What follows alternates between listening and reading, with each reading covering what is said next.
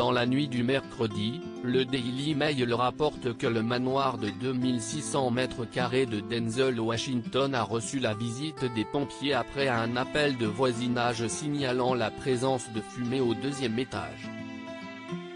Après la sollicitude des voisins, une équipe de 38 soldats du feu s'est rendue sur place mais n'a trouvé aucun foyer d'incendie actif, malgré l'utilisation de caméras thermiques.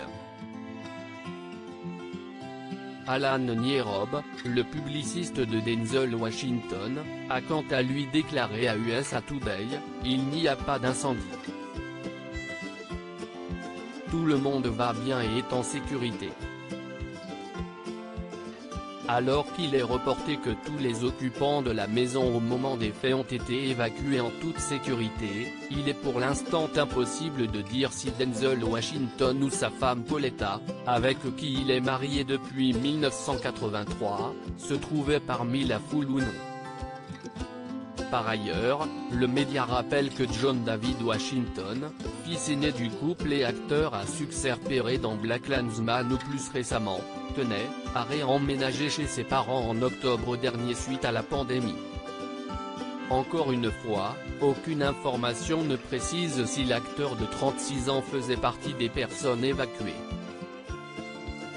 L'enquête porte essentiellement sur l'une des nombreuses chaudières de la maison qui ont pu être entretenues récemment, a déclaré un représentant du service d'incendie de Los Angeles dans des propos rapportés par le Daily Mail. Denzel Washington, son fils dans ses pas. Il n'est pas rare que les fils et filles soient gênés de la popularité de leurs parents lorsqu'il s'agit de mener leur propre vie.